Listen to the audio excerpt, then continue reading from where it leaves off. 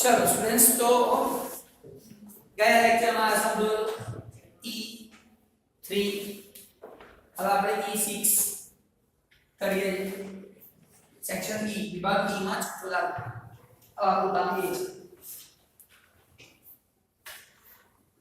આ બધામાં ક્વેશ્ચન સમજવાના છે, બાકી કઈ પ્રોબ્લેમ નથી. અહીંયા લખી આપણે 3 અને એક સજેશન, બધા સમ કરવાનું સ્ટાર્ટ, બધા જ ટાઈપના સમ્સ કરવાનું સ્ટાર્ટ કરો, કારણ કે ક્વેશ્ચન તો તમારે સમજવાનો, ક્વેશ્ચન સમજી નક્કી શું કરતા આવડવું જોઈએ. x z શું આપ્યું છે, શું એરિયા આપ્યો છે, x આપ્યો છે, z આપ્યો. what is given? if z given, generally z is not given generally, but in some sums z is given. So z given, x given or area given, decide it, then do sum.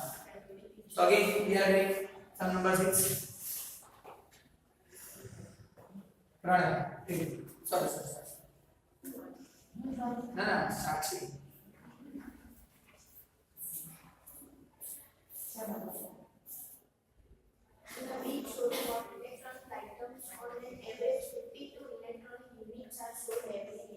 बस हरी. In a big showroom of electronic items, on an average 52 electronic units are sold every week. Average 52 units sold. સરેરાશ 52 એકમો વેચાય છે સરેરાશ. Next. And its variance is 9 units square. Variance વિચરણ 9 છે, 9 છે, square તો આપ્યો હોય કારણ કે વેરિયન્સ વિચરણ સ્ક્વેર માં હોય. આપણે તો સ્ટાન્ડર્ડ ડેવિએશન જોઈએ, પ્રમાણિત વિચરણ, તો આનું કરી દેવાનું રૂટ એટલે 3 એ કરો એટલે શું મળે, સ્ટાન્ડર્ડ ડેવિએશન, પ્રમાણિત વિચરણ. બોલો without concept clear. Next. Sale of electronic items follows normal distribution. બસ સેલ્સ બોલો માંગે એવા છે પહેલા તો ના તું બોલતી હતી વેચાણ. ઇલેક્ટ્રોનિક ઉપકરણોનું વેચાણ પ્રમાણે સરળતાથી ધરાવવામાં આવે છે. Sale of electronic item is normally distributed. વેચાણ પ્રમાણે વિતરણ એટલે sales is equal to X. આ ખાસ ધ્યાન રાખવાનું.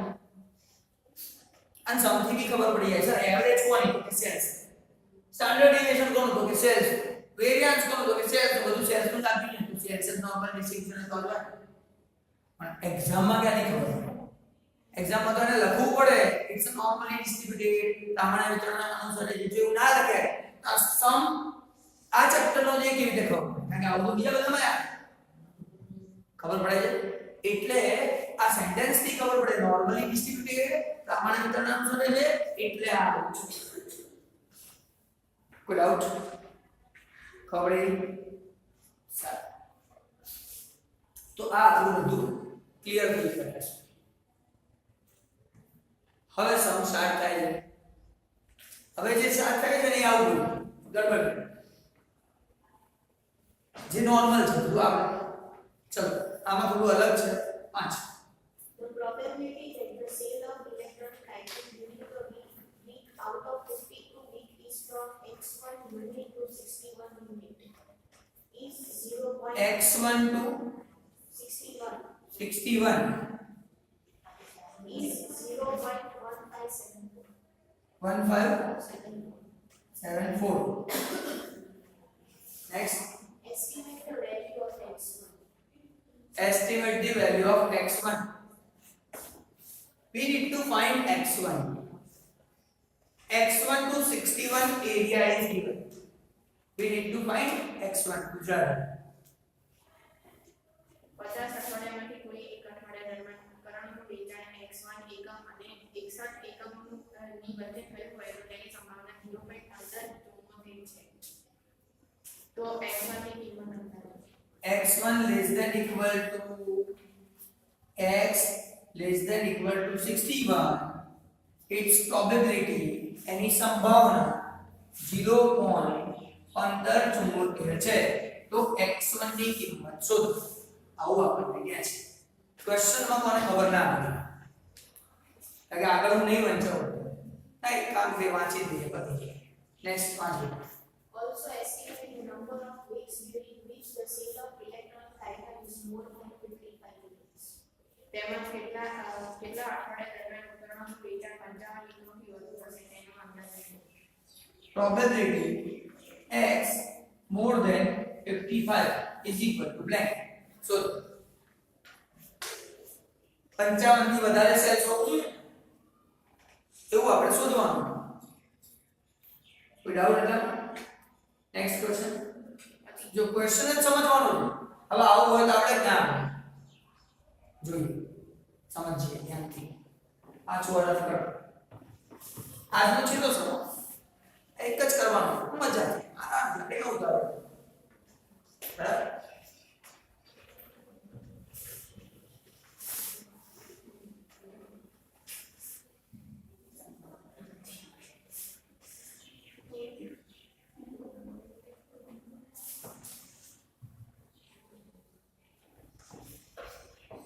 રાજવીર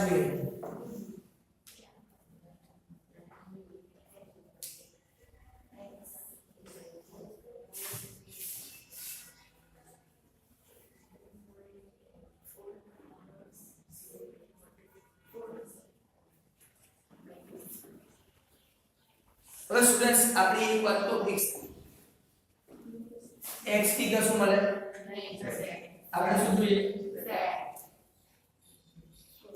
હવે x1 એ બે નથી લ્યો માઈનસ મ્યુ આર એવરેજ એટલે mu standard deviation sigma minus mu upon sigma. બોલો આમાં કોઈ ડાઉટ? x1 ખબર નથી. We don't know value of x1. અહીંયા ખબર 61 minus 82 upon 0.1574.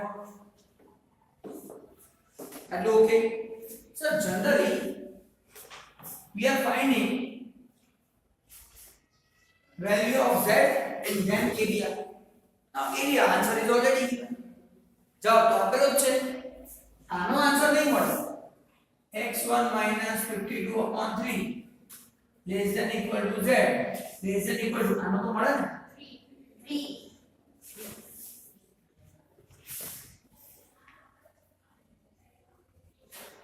બોલો કોઈ ડાઉટ? ખબર પડી રહી છે બધી? બીજી એક ઇમ્પોર્ટન્ટ વસ્તુ આ હું ડાયાગ્રામ તો બનાવી દઉં 0 પણ ઓકે 0 થી 3 આ એરિયા કેટલો છે મને ખબર નથી. મને કઈ ખબર નથી કે આ 0 થી 3 નો એરિયા કેટલો અત્યારે. પણ એટલું ખબર છે કે આ જે બી હશે એનો આન્સર આટલો હશે એટલી મને ખબર છે. આ અહીંથી સ્ટાર્ટ થાય છે. આ z ક્યાંથી સ્ટાર્ટ થાય છે? અહીંથી સ્ટાર્ટ થાય છે 3 સુધી જવાનું. તો આ માઈનસ માં હોય તો હું આ બાજુ લઉં, પ્લસ માં હોય તો આ બાજુ લઉં. ત્યાંથી સ્ટાર્ટ કરું. સપોઝ આ માઈનસ માં છે તો અહીંથી સ્ટાર્ટ કરું અને આખો એરિયા 3 સુધીનો લઈ લઉં. ચાલ હવે શું કહેવા માંગુ? અચ્છા સપોઝ આ પ્લસ માં હોય તો આ બાજુ લાઈન લઉં આટલો એરિયા લઉં. એના વગર તો આ ડાયાગ્રામ બને નહીં ને. મને ખબર કેવી રીતે પડે છે એમાંથી શું કરવાનું? ખ્યાલ આવે બધા? શું કહેવા માંગુ છું? ઓકે થાય મગજમાં? તો પહેલું કામ હું શું કરીશ ખબર? આ 0 થી 3 ફાઇન્ડ તો કરો કેટલું થાય. ભલે આ z ક્યાંકથી કોઈ વેલ્યુ હશે જ્યાંથી અહીંયા સુધી આટલો જેટલો ખબર છે. આ 0 થી 3 નો એરિયા બોલો કેટલો છે? 0.4987. હવે વિચાર આ છે 0 થી 3 નો એરિયા 0.4987. હવે આ અહીંથી અહીંનો એરિયા આટલો છે. તો આના કરતા ઓછો વધારે. ફરી શું ક્વેશ્ચન પૂછું છું ધ્યાનથી સમજો. 0 થી 3 નો એરિયા 49% છે. આ અહીંથી અહીંયા સુધીનો એરિયા 15% છે. તો 49 મોટો કે 15 મોટો? તો 49 ની અંદર જ ક્યાં આ 15 આવતું હશે ને? એ તો એગ્રી થાવ છો બધા? તો એનો મતલબ મારે જે લીટી દોરવાની છે લાઈન એ અંદર દોરવી પડશે, પ્લસ હશે. એ માઈનસ નહીં હોય. કેમ માઈનસ નહીં હોય? કારણ કે આ 0 થી સ્ટાર્ટ થાય 3 સુધી આ તો ક્યાંથી થાય છે ખબર નથી, પણ 0 થી 30 સુધી આટલો બધો એરિયા છે. તો પછી આ અહીંથી 30 સુધીનો ઓછો એરિયા વગર હશે લાઈન હોય. તો આટલો એરિયા મને આપે એવું આપણે માનવાનું. અને અહીંયા મારી જોડે z ની વેલ્યુ છે નહીં, બરાબર? z નથી. ખ્યાલ આવે છે દરેક? એકદમ કોન્સેપ્ટ ક્લિયર થાય છે. અને આ z મારે શોધવાનું. આ z મારે શોધવાનું છે. ઋષિના ખબર પડે મને પૂછે. ફરી શીખવાડીશ. ક્યાંથી કરાવો? ઓકે. આ z ખબર નથી. અને z થી 3 નો એરિયા ખબર છે. સર આટલો એરિયા જોઈએ ને આપણે અહીંથી લઈને આટલો એરિયા તો 0.1574 આટલો એરિયા છે 0.1574.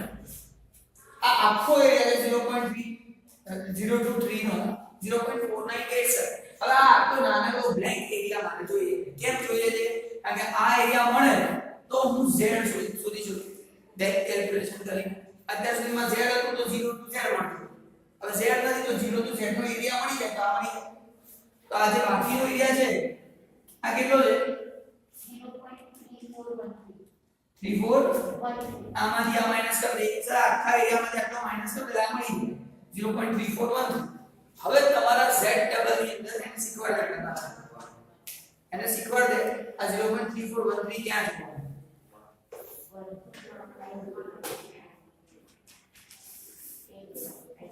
વન આવે છે તો આ પ્લસ 1 છે. શું છે?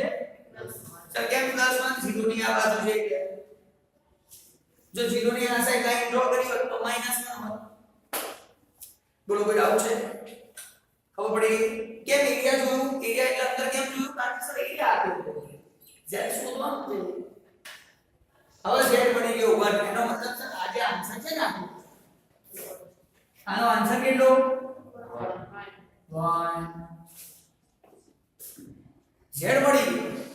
આપણે નીચે લખી નાખીએ આના બરાબર x1 52/3 = 3 સામે જાઓ તો x1 52 = 3 × 3 -52 સામે જાય x1 = 3 + 52 આન્સર 55. x1 = 55. એટલે આપણે ખબર પડી ગઈ છે આ x કેટલો હશે? 55. સમજો દે. હવે આવી 5 7 10 વાર પ્રેક્ટિસ કરો ને તો આવે.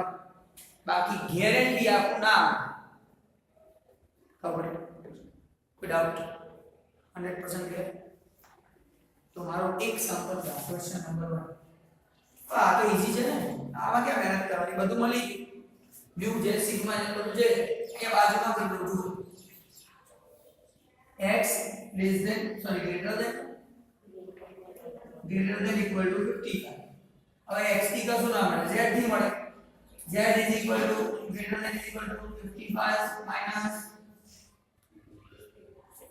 52/3 p. z equal to 1 plus આ તો મજા લેવડે જો 1 સુધીનો એરિયા તો ખબર છે કે નહીં? 3413. અચ્છા ગ્રેટર ધેન એટલે ગ્રેટર ધેન એટલે મારા 1 ની ઓરી થઈ ગયા. આની મારી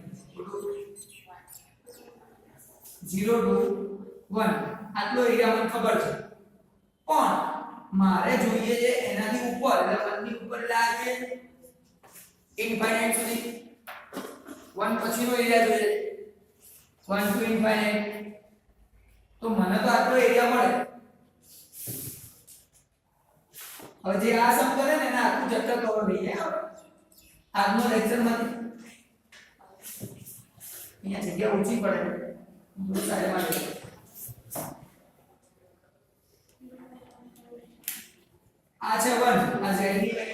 1 અને 1 થી મોટો z is greater than 1 આટલો એરિયા મારે જોઈએ તો પહેલા તો આખો એરિયા લેવો પડે આ આખા એરિયામાંથી માઈનસ કરી દેવો આખો એરિયા આખા એરિયામાંથી માઈનસ કરો